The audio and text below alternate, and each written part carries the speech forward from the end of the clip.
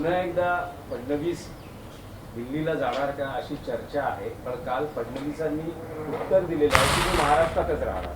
पण काल चर्चा काल काल करा, पतंग बघा, हे राजकारणामध्ये पतंग उडवणं, चर्चा होणं या गोष्टी स्वाभाविक आहेत. काय म्हटले काल ते, मी पुन्हा एकदा म्हटलं इथं राहणार आहे ना. आणि त्यांचं असं म्हणणं आहे रिकाम टेकड्यांना काय चर्चा करायची. बरोबर आहे. आता प्रधानमंत्री रिकाम टेकडे आहेत का, मला सांगा जरा. प्रधानमंत्र्यांनी काल त्यांना एकदा परत सांगितलं तुम्ही मानसिकता तयार करा दिल्लीत येण्याची. आता ते प्रधानमंत्री साहेबांना रिकाम टेकडे कसं म्हणून चालेल ना. त्यांना दिल्लीत दिल्लीला त्यांची गरज आहे. जरी देवेंद्रजींना दिल्लीची गरज नसली, आवड नसली, तरी राष्ट्र त्यांना बोलावत आहे भारतीय जनता पक्षाच्या भाषेमध्ये. नेशन फर्स्ट, राष्ट्र प्रथम आहे ना, ते राष्ट्र त्यांना साथ घालत आहे. कारण दिल्लीमधलं जे कॅबिनेट आहे अत्यंत कमकुवत आहे, ढिसाळ आहे, गचाळ आहे, अकार्यक्षम आहे, हे तुम्ही पाहिलं. आणि प्रधानमंत्री वारंवार आता ज्या काही गोष्टी करू इच्छित आहेत, जंतर मंतरच्या प्रकरणानंतर त्यांना एक उत्तम कॅबिनेट बनवायचं आहे आणि त्यासाठी त्यांना देवेंद्र फडणवीस यांची आवश्यकता आहे असं ते सांगतात, त्यांच्या सहकार्यांना सांगतात. आणि कालसुद्धा 100% त्यांनी देवेंद्रजींना सांगितलेलं असणार.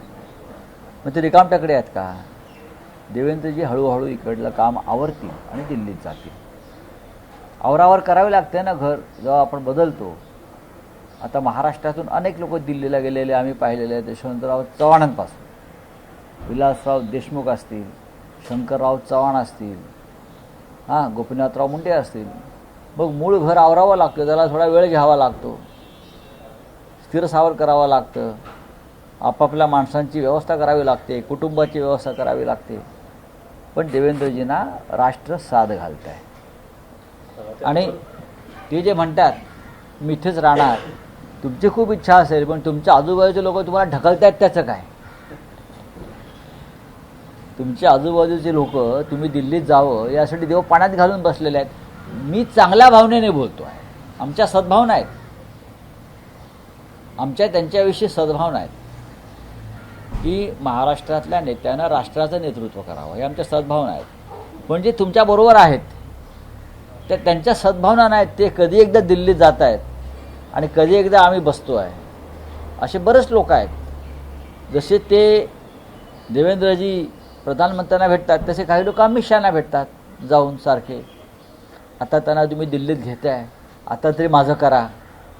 हे मला माहिती आहे, यांच्यापेक्षा दिल्ली मला जास्त माहिती आहे कुठे काय आहे ते. जसे राऊत साहेब, फडणवीसांचं एक विधान होतं जे अत्यंत प्रचलित आणि प्रसिद्ध झालं, ज्यात ते म्हणायचे की मी पुन्हा येईन. हो हो, सारखं म्हणायचं मी पुन्हा येईन आणि ते पुन्हा आले. नाही, आता ते म्हणतात की मी इथेच राहीन. इथेच राहीन म्हणजे तिथेच राहणार नाहीत. ते जेव्हा म्हटले मी पुन्हा येईन तेव्हा ते पुन्हा आले नाहीत, लक्षात घ्या. ते जेव्हा म्हणत होते मी पुन्हा येईन तेव्हा ते पुन्हा आले का. नाही, ते पुन्हा आले नाहीत.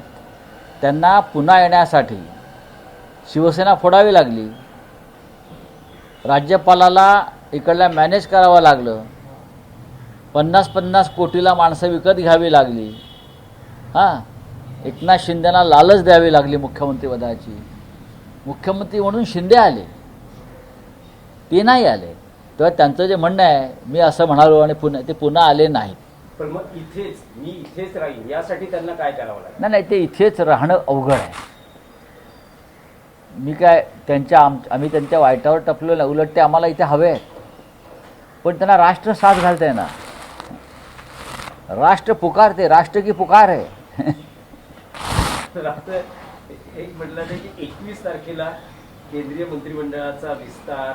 बघा, देशाच्या पंतप्रधानांना आणि राज्याच्या मुख्यमंत्र्यांना एखाद्या मंत्र्यांना सामावून घेण्यासाठी, मंत्रिमंडळात फेरबदल करण्यासाठी, विस्तारासाठी 1 तास ही पुरेसा असतो.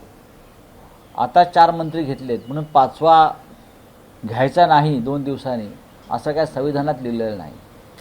एक राष्ट्रपतीला किंवा राज्यपालाला पत्र पाठवायचं असते, यांना शपथ द्यायची, असे पूर्वी झालेले आहेत कार्यक्रम. त्याच्यामुळे मला माहिती आहे सगळं. नाही, पण शक्यता आहे की धर्मेंद्र प्रधान यांचं कमबॅक होऊ मला माहित नाही त्याच्याविषयी. समजा जर रिशफल झालं काही बघा, धर्मेंद्र प्रधान हे त्यांच्या शिक्षण खात्यामध्ये उत्तम प्रकारे काम करू शकले नाही, त्याच्यामुळे या देशामध्ये एक आंदोलन त्यांच्या विरोधात उभं राहिलं आणि म्हणून त्यांना त्या दबावाखाली प्रधानमंत्र्यांना त्यांचा राजीनामा घ्यावा लागला आणि त्या राजीनाम्याला अद्याप 1 महिनाही पूर्ण झालेला नाही. अशा वेळेला धर्मेंद्र प्रधान यांना परत घ्यायचं असेल तर देशातल्या युवकांच्या मानसिकतेचा विचार करावा लागेल. त्यांना कोणतं खातं तुम्ही देणार आहात काय? शेवटी हा त्या प्रधानमंत्र्यांचा अधिकार आहे.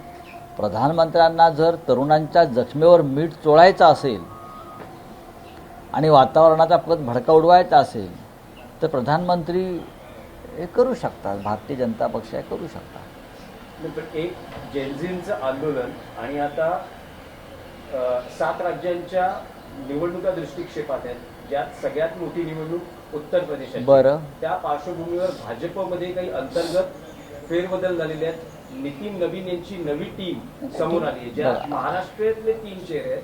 विनोद तावडेंना पुन्हा सरचिटणीस केलं गेलेलं आहे, भारती पवार उपाध्यक्ष आहेत, पियुष गोयल यांना खजिनदार केलेला जे आहे. मोजके संघटनेच्या दृष्टीनं शहाणे लोक मी त्या टीममध्ये बघतो आहे, त्याच्यात विनोद तावडे आहेत, ज्यांनी संघटनेचं प्रदीर्घ काळ काम केलेलं आहे, अखिल भारतीय विद्यार्थी परिषदेपासून. असे इतर काही लोक असू शकतात, म्हणजे मला माहिती आहेत संघटनेतले लोक आहेत. आता राष्ट्रीय अध्यक्ष जो असतो कोणत्याही पक्षाचा, तो त्यांची एक टीम नवीन बनवतो आणि त्यांच्याबरोबर काम करतो. जशी JP नड्डाजींची होती, त्याच्या आधी व्यंकय्या नायडूंची असेल. आपापल्या पद्धतीनं लोक काम करतात, त्याच्यावरती आपण मत व्यक्त करणं बरोबर नाही. त्यापासून दिल्ली सुप्रीम कोर्टामध्ये आज परत सुनावणी होते. आज आमचा युक्तिवाद संपेल. आज कपिल सिब्बल, त्यानंतर अर्धा पाऊण तास देवदत्त कामत, हे 2 वरिष्ठ आमचे जे वकील आहेत ते आज आमचा युक्तिवाद संपवतील आणि त्यानंतर समोरचे जे लोक आहेत फुटीर गट ते वेळ घेतील आणि त्यांचं साधारण 4 ते 5 दिवस त्यांच्यासाठी सुप्रीम कोर्ट देईल आणि मग क्लोज फॉर ऑर्डर राहील निर्णयासाठी. आणि साधारण 1.5 महिन्याच्या दरम्यान, 1-1.5 महिन्यात तेवढा वेळ लागतो, कारण हा खटला अत्यंत महत्त्वाचा आहे, ऐतिहासिक आहे, माइलस्टोन जजमेंट असेल, तर त्यासाठी त्यांना 1-1.5 महिना लागेल असं वाटतंय मला. जनता पार्टीप्रमाणे आता दिमागी नक्सल चांगली गोष्ट आहे. प्रधानमंत्री एक नवीन विषय जनतेला देत आहेत, राजकारण्यांना देत आहेत, चांगली गोष्ट आहे. काल तुम्ही नाशिक दौरा केला, रस्त्यांच्या दुरावस्थेची पाहणी केली.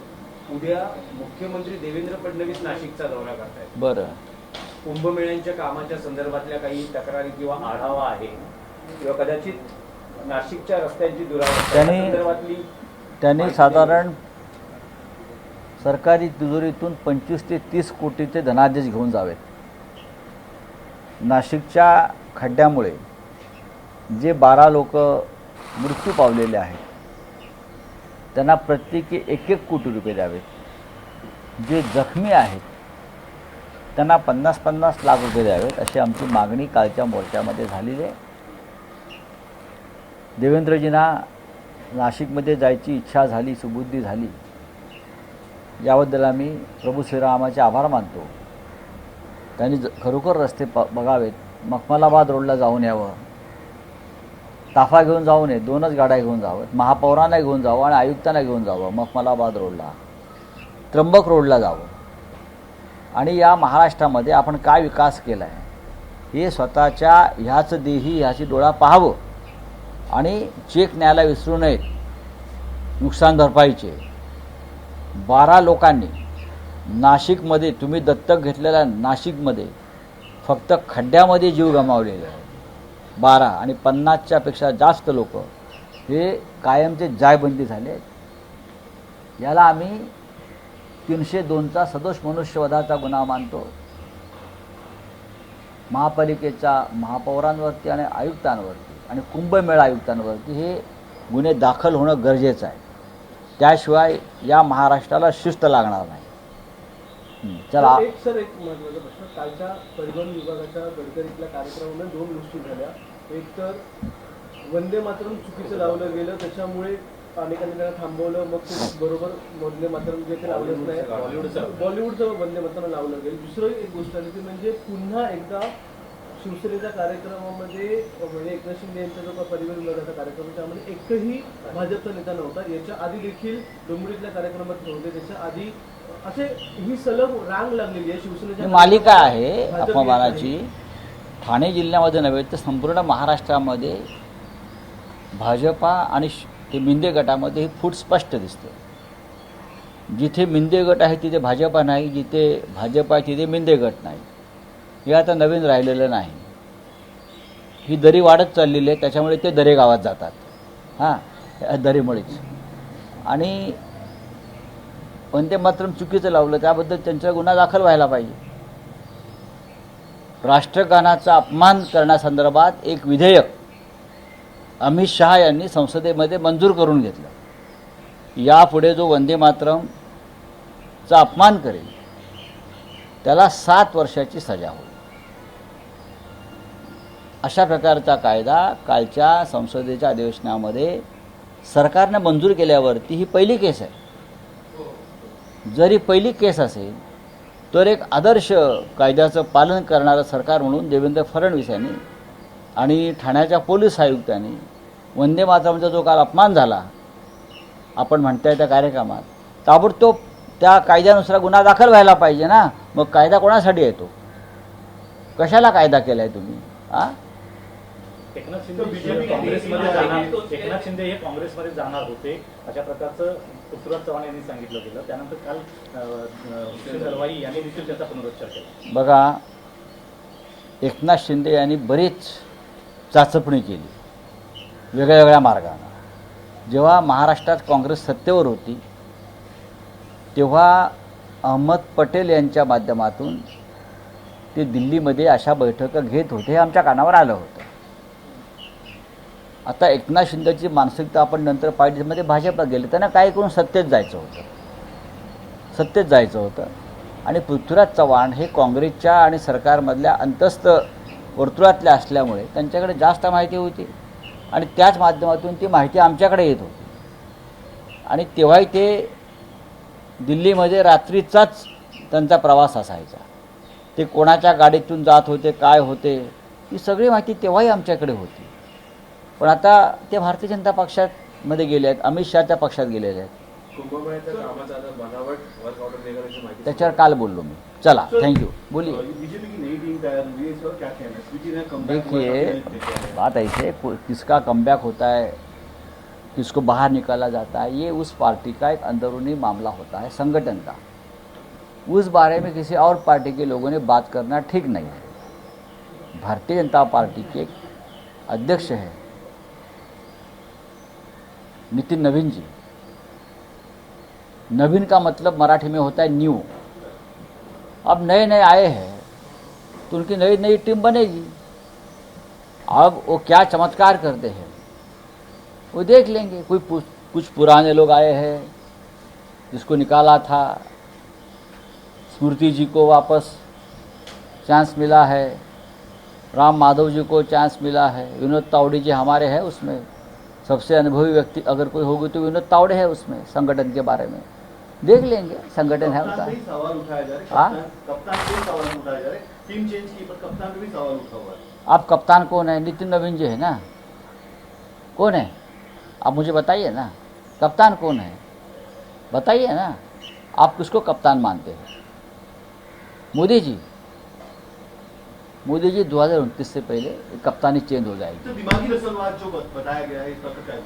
दिमागी नक्सलवाद एक जिसके दिमाग से आया है, चाहे प्रधानमंत्री हो या प्रधानमंत्री को स्पीच लिख कर देने वाले हो, उनके दिमाग के बारे में देश को बहुत चिंता है.